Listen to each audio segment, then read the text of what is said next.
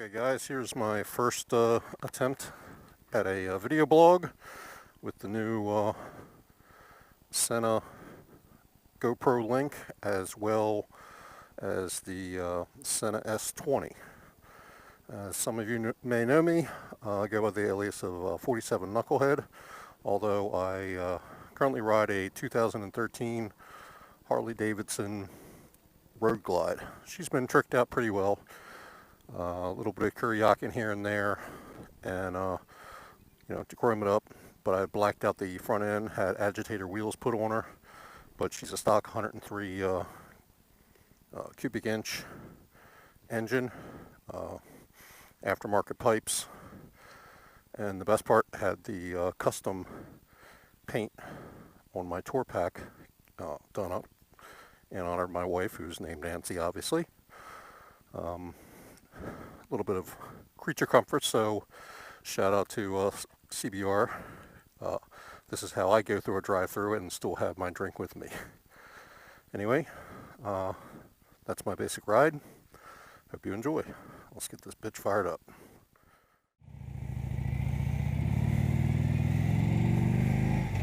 See what kind of background noise this picks up. I've got the secondary the Sena pack mic turned off, so all the noise should be coming just through the Bluetooth link on the Sena S20.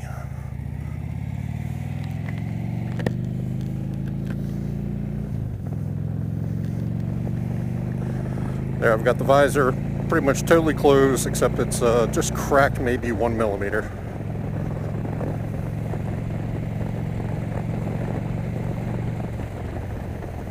For those that don't know, the Sena GoPro backpack is a nice little unit. You can get the whole kit for about $129 from RevZilla.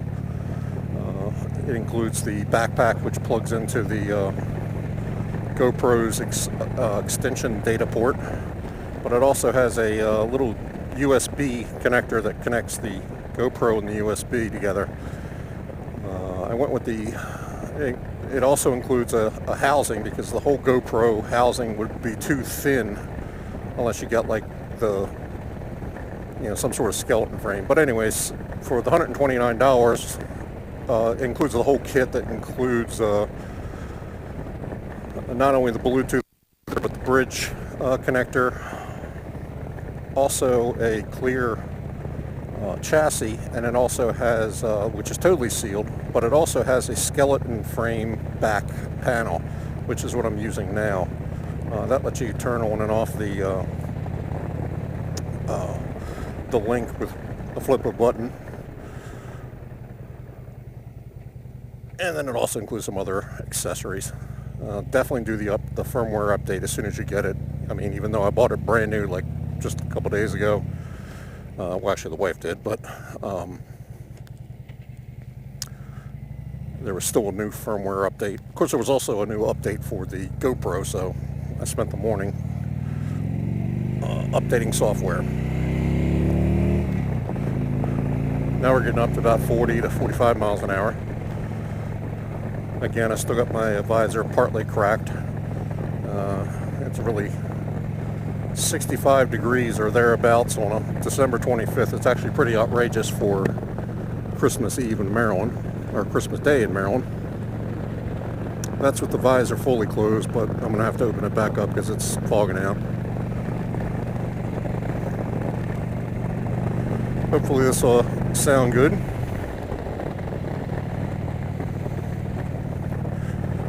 Now I'm starting to do the video blogs. I'll have to actually get some topics going once I post this up. Hopefully you guys can come with some favorite topics, but right now this is more just a test of my of the new hardware to do this. Hopefully you guys had a good Christmas or Hanukkah or whatever, or nothing you celebrate.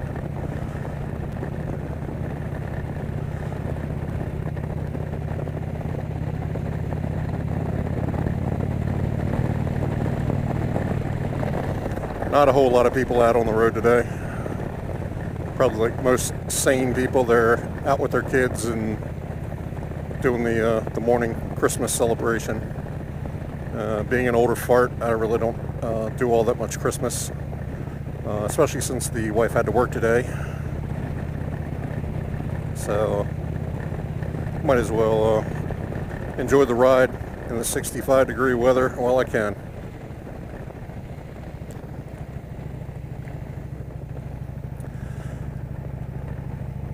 Those interested, I'm actually in the central part of Maryland. I'm actually between Baltimore City and DC, and what used to be a little cow town, nothing but cow pastures and horse farms, called Columbia.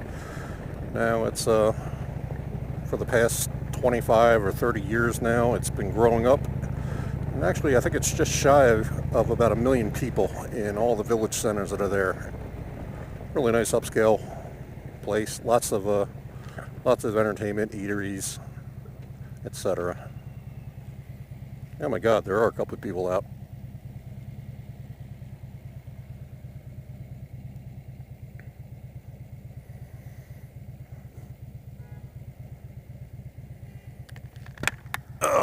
Definitely cracking open the visor. It's fogging up big time.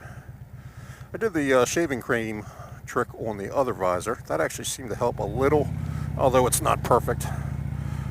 But when the package came in from Revzilla for the GoPro Bluetooth link, I'd also ordered a new visor because mine was getting pretty well scratched up. I still may end up getting a new helmet. There's been reading up on which ones are the quietest of everything.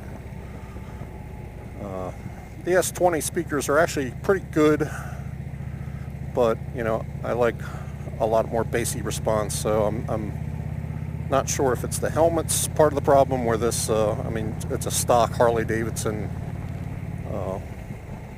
helmet. It's actually a really nice one. The faceplate kicks up and all that stuff, but it actually is somewhat noisy. Most of the time during the summers I wear a skid lid. Obviously I'm probably not going to be doing that when I do video blogs. There was one, I forget what it was called, like the C60 Pro or something like that, from a helmet company. Well, I forget the name. That actually got very good reviews, but you know, that sucker's like $450, and I've seen other places go all the way as high as $7. I'm not sure if I want to drop that kind of coin on a helmet yet. But under some of the advice from the Maryland Motovlogging community on Facebook that I'm a part of, recommendations. Shout out to CBR, shout out to JB, I forget everybody else. Sorry guys. They gave me a couple places in Laurel, which is right down the road from Columbia, as to where I should go looking for helmets. I tried buying helmets in the past over like mail order, and it's a complete pain in the ass because every helmet seems to be just a little bit different. I mean, what I'm wearing right now is a extra large, and you know, it's pretty good. I know there's different, you know, ovoid shapes and such, but even with an extra large, which fits my head nice, and you know, I don't feel overly crunched, aside from in the mouth area. But I guess, you know, with the microphone there, that's to be expected. But I like actually just trying the helmet on, because I've tried some that where I wear a large, some wear an extra large, and a couple times to get really good roominess it would be a 2X large, and I just really don't want to exchange the $500 or $600 motorcycle helmet via the mail. Damn, this thing is really fogging up. And here we are down by the golf course in Columbia. Rather nice little place. Lots of buku expensive houses right on the course. Pass through the village of, I forget which village it is. I think it's Hobbit's Glen, where all the roads are named after J.R.R. Tolkien's books and now the movies by the same name, like Lord of the Rings and, you know, Frodo Way and, you know, Hobbit's Glen and all that sort of crap. Love this little road. It's a Homewood Drive, and there's a ton of pedal bikes usually on here on the weekends and when the weather's a lot better. It's just a really nice, great drive. Just a little bit of turns, but when the trees actually have leaves on them, especially in the fall, this place is just freaking beautiful. I think the road that the path I took today is the one I did for one of my videos of the fall 2015, which I did mainly for my sister. She lives out in California, who really doesn't get to experience the you know, actual 4 seasons type weather. You know, the upside of living in sunny California is you get pretty much sunny and 72 year round, but the downside is you really don't get to experience the beautiful changing of the leaves in the fall, or, you know, a nice snowflake snowfall during the wintertime. But anyway, actually I forget what the miles per hour is down here. Right now I'm doing about 50 with the visor partly cracked open. Again, the roads are very slick, so I'm not going to push it too much. Probably you might be able to see in the windscreen. It's all covered with water droplets. So I'm going to keep it probably about 45 miles an hour in the 40 zone. Other times you can tear down this road like a bat out of hell, although the neighbors really don't like it, especially with the louder pipes. I mean, if you got a you know, a CBR, I mean, you could rip 100 miles an hour down this road, no problem whatsoever. Shane on his dual sport, he'd probably have a blast on this, as well as JB. Anyway, there's a nice little field here. This is actually part of the University of Maryland Agricultural Center, so it's, if you take agricultural studies, this is your classroom. This is the biggest pain in the ass. They put this damn turn circle in, I don't know, 5-7 years ago. It used to be just straight, and the people on Folly Quarter and Sherwood Road would have to stop. But apparently, you know, Maryland and their nice little liberal policies decided that, well, nobody has the right of way. Everybody's equal, so we're going to put a turn lane. We're going to put one of those traffic circles in there and fuck up traffic everywhere. You know, I've seen studies where basically, you know, in the UK and such, traffic circles actually allow for better flow of traffic if you're used to them. Okay, that was weird. The GoPro locked up, so I don't know how much of the previous conversation you got. But then when I shut the whole thing off, powered it back up, it said repairing files, and it said files repaired. So hopefully I didn't lose everything. But anyway, let's fire this bad boy up again and continue on. That's what post-production video editing's for.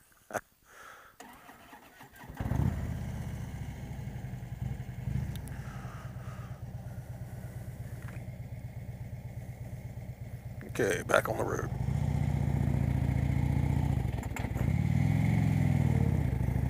That was less than graceful. Even after years of riding, you still occasionally miss the shift.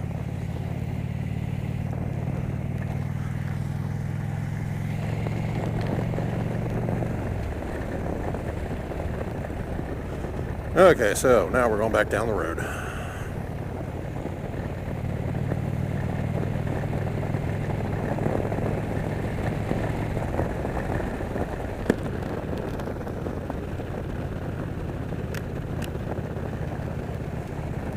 I'll probably just keep this simple. There's a Royal Farm store which has some of the best damn chicken you can get right down the road, maybe a mile or so from here. another damn traffic circle, and I'll probably just hit the traffic circle and come back, and then see how this goes. Do a little bit of editing. I used to use the Microsoft Live Video Editing Suite, or whatever, Microsoft Movie Maker. That's what it is. I used to use that. It was actually pretty quick and dirty.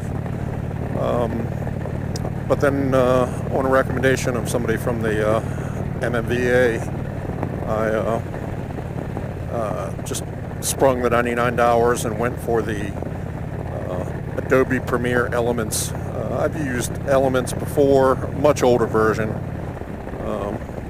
way back in the past. Probably haven't used it in maybe, I don't know, 5-7 years.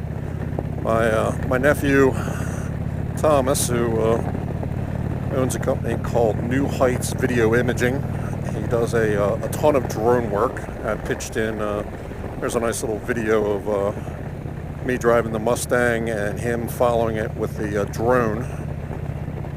He actually, since he's a student, getting a dual master's degree, definitely proud of him. He gets the educational version of the full Adobe Premiere, and I built him a nasty computer rig for that. He's got a couple gigs plus his YouTube channel. It's like a dual 16 core or dual 8 core Xeon, so 16 cores total, 32 threads. That thing just mauls through video coding. Of course, the 64 gigabytes of DDR4 memory doesn't hurt either. Yeah, $1.95 for gas here. That's what I usually fill up at. Did on this bike. First thing, you get the bike, even though you probably start off at a $22,000 motorcycle from Harley. You still got to tweak it out. I probably ended up dumping maybe another, I think about $5,000 or $6,000, probably closer to about $6,000 when all said and done, on custom paint, all the little tweaks.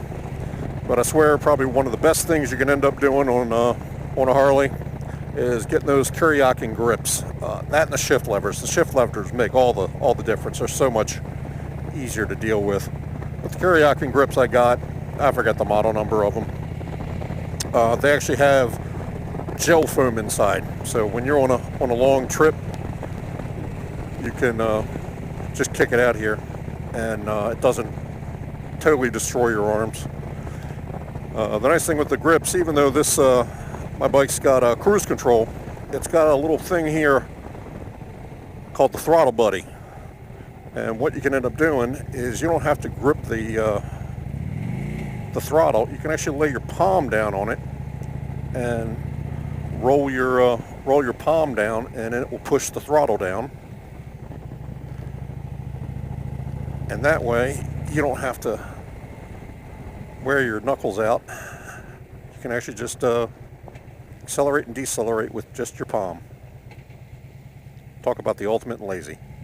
I imagine you could probably get put this on other bikes, even regardless if it's not a Honda. Kuryakin makes a whole big line of gear. So you put them on your Honda or CBR probably. It just makes doing riding, especially highway stuff, a hell of a lot nicer. So much for the promo pitch. Speaking of promos, or more precise, intros, I was running across somebody's Motovlog, and they recommended a site, I think it was called Fiverr.com or something like that. But anyway, I'll have to check them out. It's something they do, basically, I guess, Photoshop work and maybe some 3D solid work, as well as some video editing. And for like $5, they'll design a logo for you, and then for like another $5 or so, they'll cut like a 15-second intro for your YouTube channel. So I'm definitely gonna have to check them out. I mean, I've got a pretty boring intro. Actually, right now I don't have any current intro. I'm going to be changing it up since I'm going. Just going to be using the alias 47 Knucklehead for my motorcycle work, be it motovlogging or working with Honor Flight. and another alias for my computer building stuff. For those that don't know, Honor Flight is a network of people across the entire country that escort, they fly World War II and Korean veterans in to Washington, D.C. I think Southwest is a major player. They provide the airfare at free or next to no for the next to no cost for the veterans. Well, it's called a Guardian, which is a personal escort who helps them out if they're wheelchair bound, push the wheelchair, etc. Then we have a motorcycle group called the BWI Brownies, and we ride our motorcycles. It doesn't matter. It's a lot of Harleys, but then a lot of Hondas, some sport bikes, etc. And we go there and we meet them at the airport. Personally thank them, and then hop on our bikes and we escort their buses down to Washington, D.C., usually to the World War II Museum, but then we'll also head over to the Lincoln Memorial, Arlington National Cemetery, the Vietnam Wall, Korean Memorial, etc. And it's a really good way to give back. I mean, the World War II vets and the Korean vets, they really didn't get a big welcome, and were like underappreciated, but now that they finally have a monument, they really appreciate it. And some of the stories just will tear at your heart, what these men and women did during the war. Anyway, so I'll be getting a new probably new logo and a new video entry done by this company called Fiverr. I'll have to check them out after that. So obviously it won't be on this video, but maybe I'll save the video and redo it and relaunch it.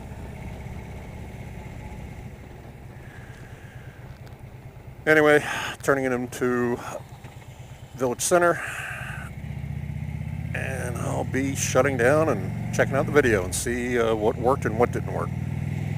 So hope you guys enjoyed the my first video blog with the new Sena GoPro backpack and Sena S20. Hopefully the audio quality sounds pretty good, and I guess I'll see you guys online.